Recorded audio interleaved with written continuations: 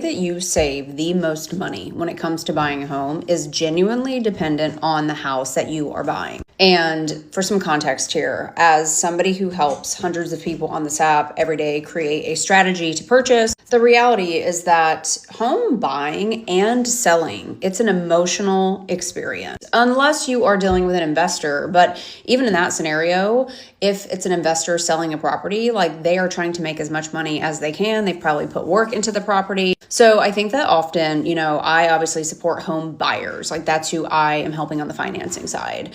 But on the other end of that, there is someone selling that specific home. Now, I will say this really only is going to relate to those of you who are not buying new construction homes. Quite frankly, when it comes to new construction, that is a business on the other side of it. It's not a person. So it's actually a lot harder to lean into this specific strategy because at the end of the day, they're going to sell it for what they want to sell it for. And most of the time, they're not really going to be willing to budge on their incentives because that's what they have put in their profit margin of what they need to make. But when you're talking about a person or a family or an individual entity that owns a property, you are dealing then with somebody who has emotions on the other side of it. I have seen people get all of their closing costs paid for. I've seen people get wild repairs done. I've seen people get money towards like updates. I've seen people get a lot of money to do a really large rate buy down, which then means that your monthly payment is then going to be less per month.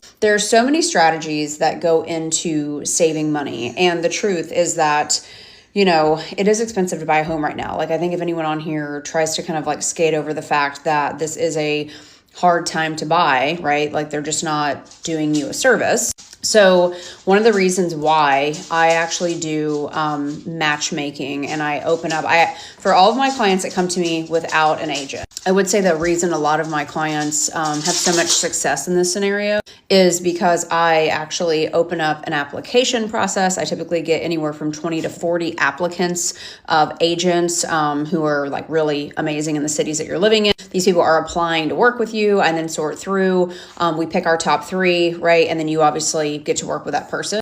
But we're working with agents who know what to do, what phone calls to make, and what information to gather in order for us to put together a strong offer. Then when you have access to like my system, so I've personally built out a specific platform that only my clients have access to.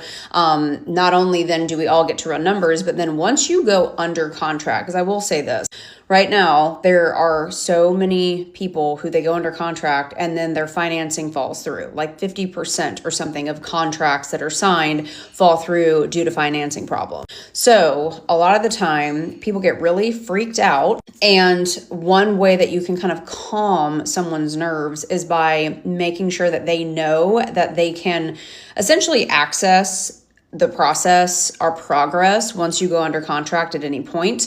That is something that can also help, right, when it comes to negotiation. Just today, we had 2 clients submit offers. Then my team called the agents specifically that are selling the property. We talked through with them, right? We made sure that they understood what was going on with our client, gave them the warm and fuzzy. And then one of those clients actually beat out 10 other offers in the market because they live in like a competitive market. The other one beat out 3 other offers. And that was because of the team that they were working with. Both the agent, right? And then obviously on my side, the financing side, giving that listing entity the warm and fuzzy. So when it comes to saving money, the truth is that the strategy that you're going to follow is genuinely going to be different on every single property, okay? If there's like a family, like if you're looking at a house and a family lives in that home, maybe they need to move by the next school year, or maybe there's another situation. Maybe it's like a couple, no kids. They've just gotten a new job offer in another city in another state and they need to relocate. Maybe they need to be at that new job at a certain place. Maybe there's actually a house that is empty. Like these people have already moved. They, right, are trying to get out of there. Every single one of those scenarios, the warm and fuzzies that group needs to fill is going to be different, right? And it's going to, the way that people think and the security that they want and the feeling that they want to have when they receive your offer is really the thing That's why my clients work with me and why my clients trust me to match them with the top agent in their area, because a lot of real estate, a lot of home buying, it's about managing and controlling emotions. And when you talk about negotiating, I think that sometimes there is a misunderstanding of who's a good negotiator, okay? You don't have to be a dick to be really good at getting what you want. And actually, the people that I work with, I would say they're the opposite. The strongest negotiators. Like, y'all, I see contracts come in. So let me give you an example. For a VA loan, the maximum seller credit you can get is typically around 4% of the purchase price, okay? That's like the max. I have an agent that literally is sweet as pie, like sweetest nugget. You would literally just never even guess this. Every freaking contract that we do together, she gets full-blown closing costs. It is insane. And I don't care if the house has been on the market for 10 days, if it's been on the market for 40 days, if it's been on the market for 4 days. She always comes through and gets all of those freaking closing costs included. So as you can imagine, when I have a client that's inbound, right, and they're looking to work with somebody, that's one of the top people I recommend, because I know that she is a strong negotiator. Being strong at saving money comes down to having a strong proposition, right? So when you submit an offer, you make that selling entity feel confident in what you are going to give them. That comes down to the way that your agent submits that offer and then the financing team behind it. So I've actually had a couple people over the past week where they reached out to me and they weren't getting their offers accepted because they were trying to go with like really big online lenders that a lot of people don't trust. They were trying to go, like, I won't name names, but a lot of the time really big entities have bad reputations for missing closing dates, not being responsive, not right, like being available.